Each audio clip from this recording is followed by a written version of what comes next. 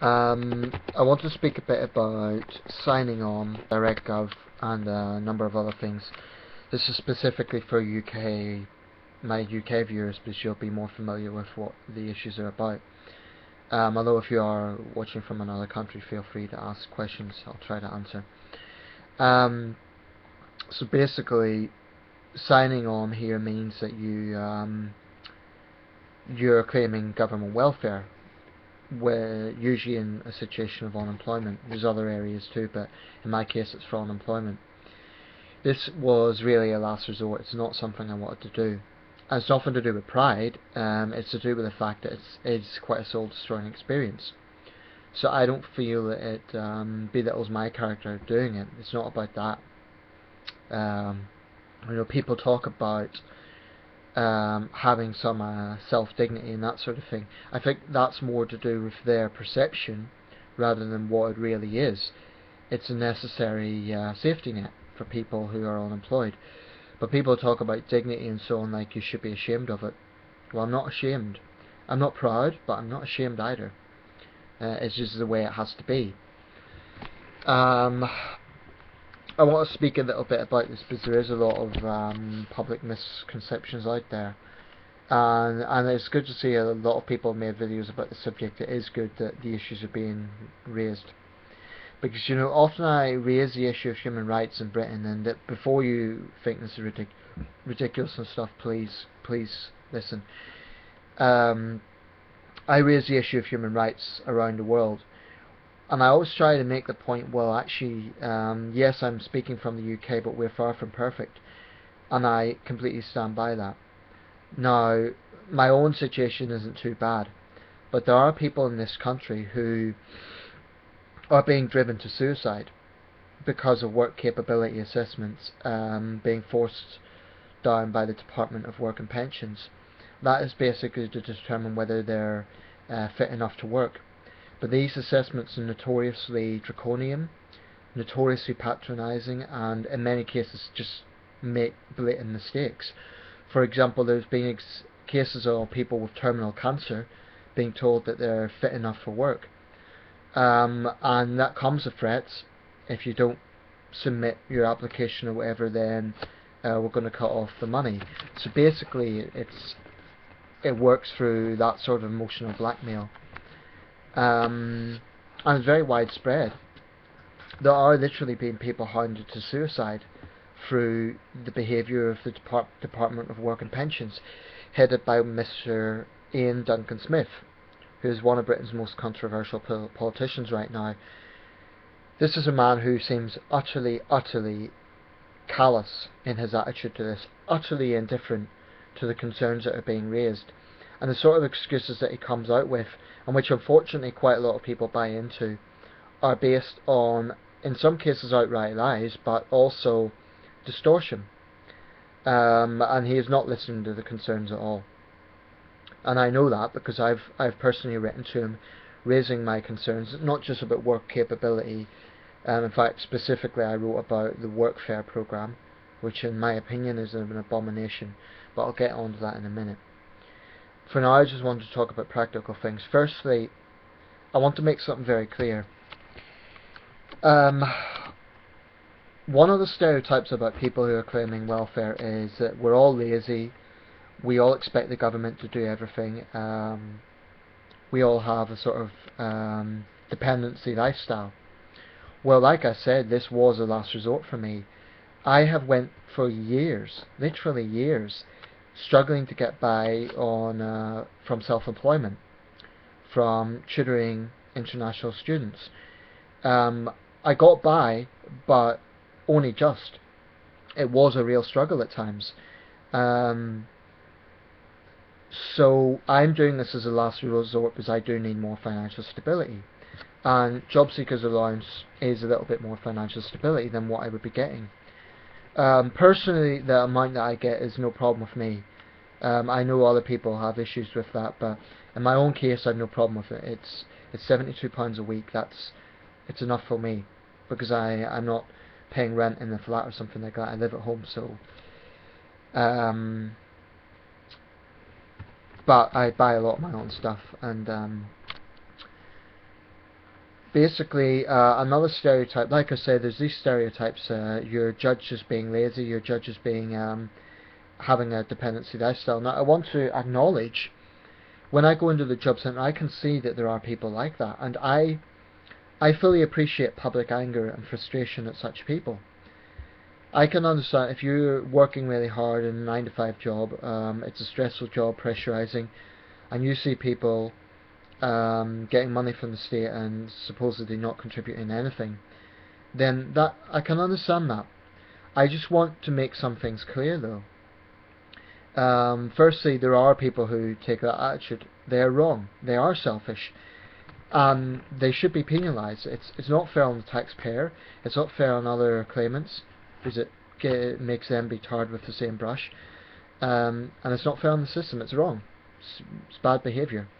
Although, having said that, the way the multinational companies rip off the taxpayer is just as bad, if not far worse. I mean, when you get companies like Starbucks not paying tax in this country, they do now, but only after significant public pressure. So, when I hear people vilify claimants, I'm thinking, well, yeah, their behaviour is wrong, but put things in context. The way the tabloids would make it out is that people get thousands and thousands thrown at them. Now, it is true there's examples of that happening, but what happens is the tabloids get the most extreme cases, and then they'll hold that up as being the general situation. That is a dangerous distortion, because what they're saying is that all claimants are like that, and what they're doing is taking the extreme examples. And being tabloids, they're not interested in telling the truth, they're interested in distorting the truth.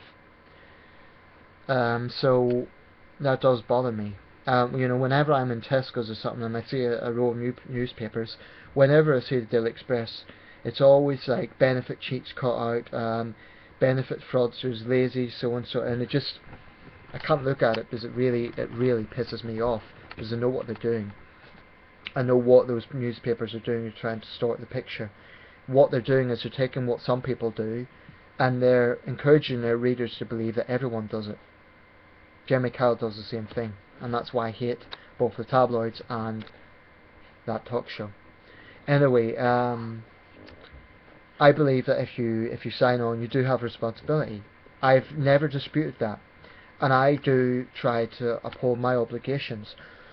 Having said that, people need to be aware of some facts. Number one, this is not free money. If you read the tabloids, you would get the impression that the unemployed, they get money thrown at them and that's it. It's not like that. When you sign on, there are strict obligations, and it's not just about signing up every 2 weeks.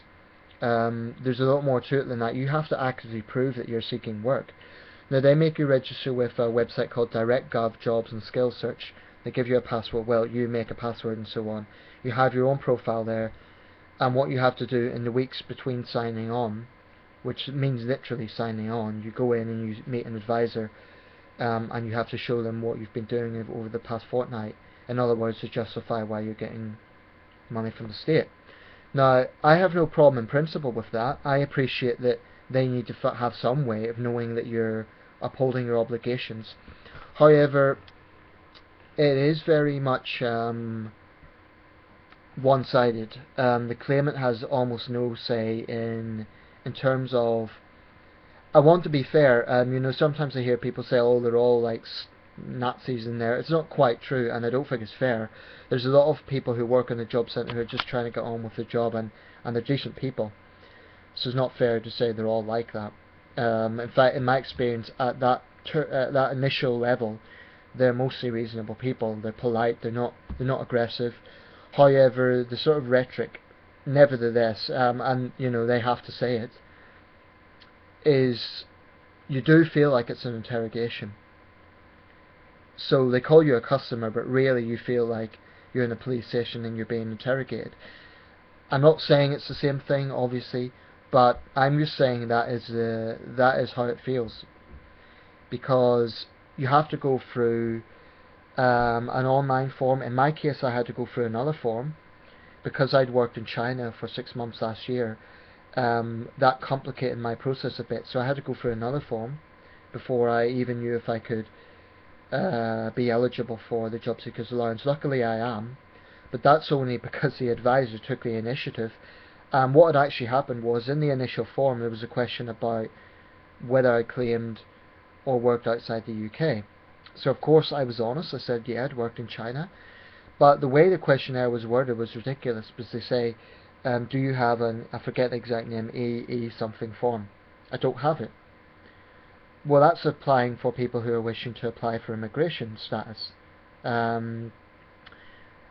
So basically, I had no way on the form of differentiating that so that I could explain my situation. So I just left it blank, and I had to. No, I couldn't leave it blank. They wouldn't let me leave it blank, so I had to just write yes. Now, luckily, in the job centre, no, I wrote no. That was it.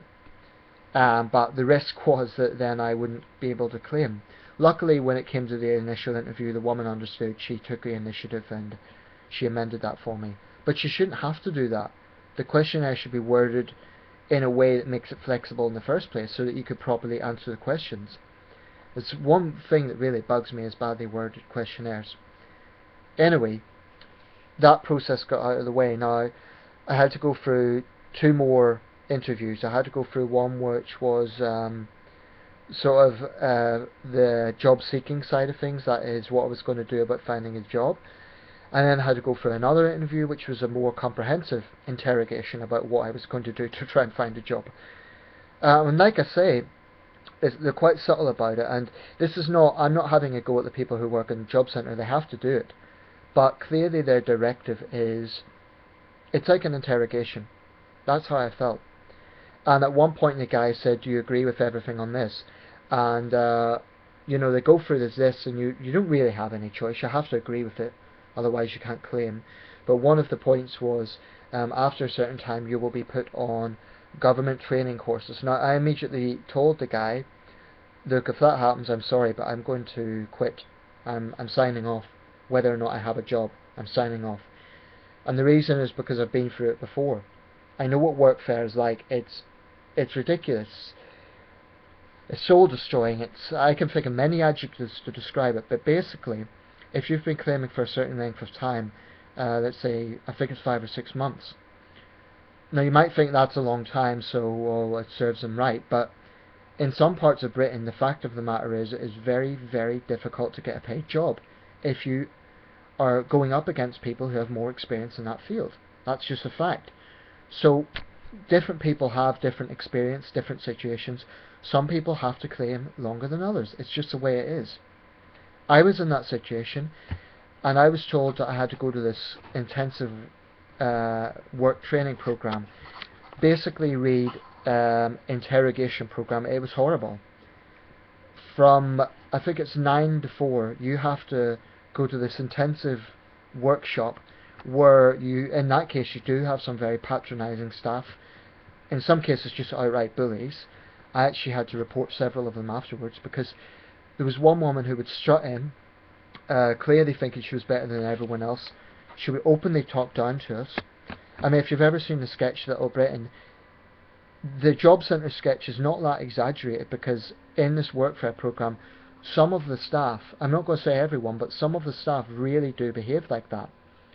And it's very difficult to report their behaviour, because officially they have a complaints box in place, whereby if you have an issue with something you can raise that issue. But everyone in there is like, you know, obviously they're going to just back each other. So it's us against them, and you can't do anything about it. But yeah, you get some very patronising people. It feels like you're doing some sort of community service, that you're a petty criminal and you're doing community service. That's what it feels like. So in Cameron's Britain, unemployment may as well be a crime. Anyway, well, I should say technically at that time it was Brown's Britain, but, you know, it hasn't changed. Anyway, it was very, very soul destroying, and in my opinion immoral. Because basically what they get you then to do is they force you to go into some sort of company. In my case it was a furniture company, and you have to work 9 to 5. You have to work, right? You're not being paid. You have to work. And the job seekers allowance that you get, that takes away travel expenses as well. So you might say, oh, you are being paid, you're getting job seekers allowance, but when you work out the rates, it works out, at that time it was roughly 150 an hour. That is equivalent to a developing country in one of the world's biggest economies. So you can't say that's pay. I think it's just odious to try and claim that. Now, I wouldn't agree with other people by saying it's slavery. I think it's wrong to use that term. However, it is immoral. It is forced unpaid labour, and in my opinion, it is a violation of basic human rights. Now, if you think I'm exaggerating, try going through it. It does take away liberty. And they put you in an impossible position, because if you have a job interview and you miss going to the company for one day because you have that job interview, you'll be penalised. In this system you can't win, because no matter what you do, there's something that is going to put up a barrier against you. I'm coming to the end of the video bandwidth, so I have to speak quite fast. Anyway, I told him, look, if it comes to that, I'm not going through that experience again, and he basically just agreed. He knew that he couldn't force me to. But the point is, that is basically a choice of servitude or poverty. Basically, what they're saying is, you're going to be exploited, and that's what it is. You're going to be exploited for cheap labour. You're not going to be paid for it. You're going to accept that. Otherwise, we're going to bribe you. We're not going to give you the money, and then you'll be facing a life of financial instability. In some cases, people probably end up homeless. Now, I was more fortunate than that, but this is what happens.